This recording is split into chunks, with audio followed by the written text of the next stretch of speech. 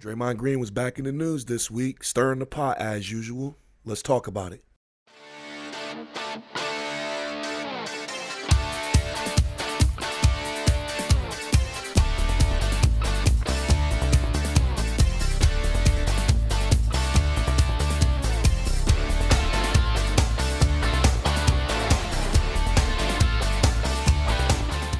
What's up, everybody? Welcome to the Sports Sanctuary. Today, I wanted to talk to you guys about Draymond Green's comments that he made Monday after the Golden State Warriors beat the Cleveland Cavaliers. He basically, and I'm paraphrasing, he made some comments about how the NBA has double standards when it comes to players requesting trades publicly and stuff like that, and how organizations go about treating players when they're trading them and how they're allowed to come out publicly and say that they're done with a particular player. And he was just basically explaining how it's messed up, how players get chastised when they don't want to play through their contract and they're tired of the situation they're in and they want to leave and they say something about it publicly and they get fined for it.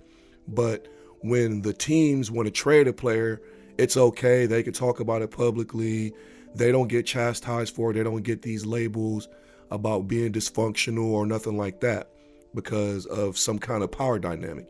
And on the face value, I kind of understand what Draymond is saying. Double standards, I hate them. They exist in the world, but I hate them. But this comes with a but. The reason why the organizations are allowed to trade players, even if they're still under contract, and that the players are not allowed to break their contracts is because that's the way it's written into the collective bargaining agreement that's between the players and the NBA. Those are the rules. You guys, when you have your CBA agreements every 8 years or some shit like that? I'm not really sure, but however long it is, they have these big CBA deals. And a part of those agreements are owners have the ability to trade players even if they're still under contract. And part of that CBA says that players are not allowed to speak on trades publicly. And if they don't have the power to request a trade. I mean, they can request a trade, but the team doesn't have to grant it. It's up to the team. They have the power to trade you. Otherwise, you play your contract out, whether you're unhappy or not. They're saying that's fucked up.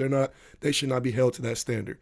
And I say, this is just me. I've never played professional sports. I've never played a sport beyond junior high school. Just wasn't for me. I got into other stuff. That's a story for another time. But the way I feel as a man, if you sign a contract, you should fulfill that contract, whether you're unhappy or not. Yeah, you sign the contract under one, like let's say you go to a team and you think they're going to be the shit. They end up not being the shit and you still have 3 years on your deal. You're unhappy. The coach sucks. Your teammates, you hate them, whatever. You just want to get the fuck out of here. Too bad. You signed a whatever, let's say 6-year deal. You still got 3 years left. Play your 3 years out, man.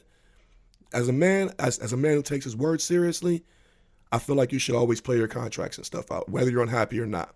Now, as far as the CBA goes, if y'all don't like that, if y'all think players should be able to find some way, have some wiggle room to get out of their contracts, put that in your contract when you sign to the team, or negotiate for some kind of rule changes when you do the CBAs. It's that simple. You hear these kind of arguments with the contract situation, people wanting to get out of their contracts because they don't like something about it. You hear this a lot in the music industry. And I always draw these two parallels because they always remind me of each other every time I hear it. You always hear like musicians with the record label going, they sign the record deal, they put out a couple albums and then they realize how fucked they are in their contract because the record label owns their publishing, they own their masters, they own their likeness, they own all these different things. And they get upset and they want out of their contract. Well, it's like, you signed the contract. I'm sorry, you shouldn't have signed the contract, whether you were desperate for money or whatever situation you were in. I know everybody has their own problems in life, but that's no excuse. Don't make bad deals. That's how I feel. It's really that simple. If you sign a record contract, you sign it for 5 albums, you put out 2, you outperform your contract with those two albums you put out, you still owe them 3, you're pissed off because you're not making the money you feel like you should be making. I understand that's a shitty situation. I would hate to be in that situation, but you know what I would do? I would just go ahead and make my quick 3 little albums, get the fuck out of there and go do something else. Like, nobody would ever, no, I don't want anybody to ever say about me that I did not uphold or fulfill the obligations of my contract. That's just me.